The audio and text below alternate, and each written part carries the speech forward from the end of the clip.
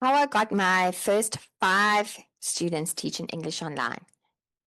If you've been trying to start teaching English online and you're wondering, how do I actually get my first few students? Well, this video is for you because getting your first few students is honestly one of the hardest parts of this journey.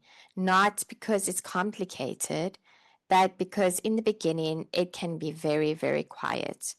You open your schedule and nothing happens. No bookings, no messages, no clear sign that what you're doing is actually working. And remember that feeling. I can remember it so clearly. Refreshing my profile, checking my schedule, wondering if I was doing something wrong. So, in this video, I want to walk you through exactly how I got my first 5 students teaching English online, step by step, what I did, and what actually made a difference, and what I would do again if I was starting from 0 students today. If you don't know me, my name is Kathy, and I help teachers just like you get started in the online teaching industry. I've been doing this for 6 years, and it is really my passion. So let's get started. So, my starting point when I first started, I didn't have experience teaching online because I came from a classroom background where I had 25 years experience teaching in classroom. I didn't have a strong profile and I definitely didn't have any students. I had a TEFL certificate, a basic understanding of teaching, and a lot of uncertainty. And I think this is where many people are. You've done some research, you feel interested, but you're not fully confident yet. What I thought would happen, I honestly thought I'll create a profile and students would just book with me. And that didn't happen at all. I opened my schedule and I waited and I waited and I waited and nothing happened. So, what I realized at that point is I realized something really important. Getting students is not automatic, it's something that you build. And once I understood that, I stopped waiting and I started improving what I was doing. So, my first step is I focused on one platform.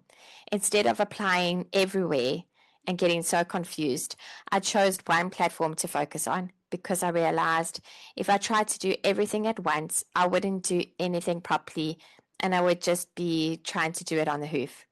So, why this mattered is it allowed me to improve one profile, understand how one platform worked, and focus my time and energy instead of spreading myself too thin. Just a quick note here.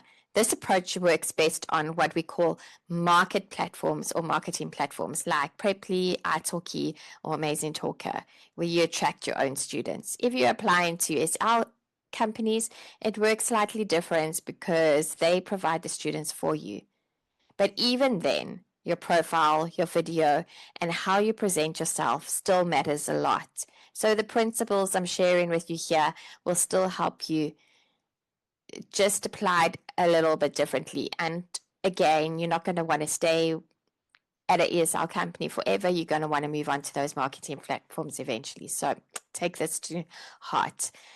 Okay, so step 2, I improved my profile.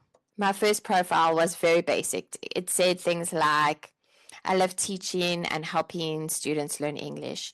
And while that sounded really nice, it just didn't stand out from all the other thousands of teachers that were teaching on the same platform I was. So, what I changed is I made it more specific. I focused on who I help, what I help them with, and how I help them. For example, I help adult learners improve conversational English and feel more confident speaking. So, why did this work? Because when a student reads that, they can quickly think, wow, that's exactly what I need. And that clarity makes a really big difference. Okay, step number 3 is I re recorded my introduction video. And this was a major big turning point for me. My first video was a little bit unsure, not very clear, and slightly rushed because I hadn't prepared it before the time. And I didn't realize how important it was at the time. So what I did differently is I kept it simple. I focused on speaking clearly, smiling, slowing down, and being calm, taking a breath. Important. It was not perfect, but it was clear, and that is what actually mattered.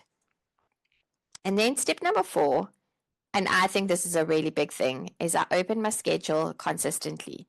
So instead of opening random times here, there, and everywhere, I started opening the same time slots every day and making sure that those time slots were the same every week.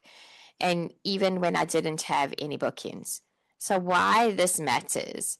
Platforms often favor teachers who are active, who are available, and who are consistent. So even before I had students, I was showing up every day. So it's sometimes just the small mind shift changes that matter. I stopped thinking I'll show up when I get bookings and started thinking I'll show up so that I can get bookings. Okay, and then my step number 5 is my first booking. I remember my first booking so clearly. It wasn't a full schedule. It wasn't even a big moment, but it was just one lesson. But it meant everything because it showed me, wow, this actually works.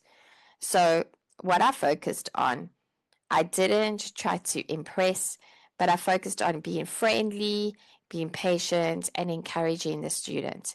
And step number 6, like turning one student into more students, this is where things really started to shift for me. That first student came back, and that gave me more confidence. What I realized is getting your first student is the hardest part. But once you have one student, it becomes easier because you've done it before, so you can do it again, right? Because now you have experience, you have confidence, you have proof. My first 5 students, step number 7. Over time, I started getting a second student, a third student, a fourth student, a fifth student, not all at once, but gradually. And what helped most was a clearer profile, a better introduction video, and consistency every single day, and small improvements. But I can tell you what didn't work, and this is just as important, and that was applying everywhere haphazardly. This made me feel busy, but I wasn't being effective. Waiting passively, just opening my schedule and hoping for the best. And overthinking everything, trying to make everything perfect before actually starting, and then just procrastinating. So what I would do again, if I had to do this starting from 0, if I started again today, I would choose one platform to start off with. I would create a clear profile. I would record a simple, confident video. I would stay consistent, and I would focus on small improvements. Okay, your first students are not about perfection, but they're about creating that momentum for yourself. And if you'd like a simple checklist to help you get your first students step by step, comment students below and I'll send it to you. And if you'd like support while you're going through this stage, you're very welcome to join my free Teach English with Kathy B community. You can find the link down below in the description. It's really great. It's a whole group of teachers that are supporting each other with a little bit of info. We do free boot camps, so it's lots of fun. And if you'd like step-by-step guidance and help with your profile, introduction video, and a mentor, and help getting that first student of yours, inside my paid teacher membership, I guide you through everything, and I'm there to hold your hand and to help you every step of the way. Now, I'd really love to know, are you still waiting for your first student, or have you already started? Comment below and let me know. And remember, you don't need a full schedule to start off with. You just need one student. And that one student will become another student and another student. And that's how it builds upon each other. You are so much closer than you think. If you haven't liked and subscribed to my channel yet, please like and subscribe so that you don't miss the next video that is coming out. And I'll see you in the next video.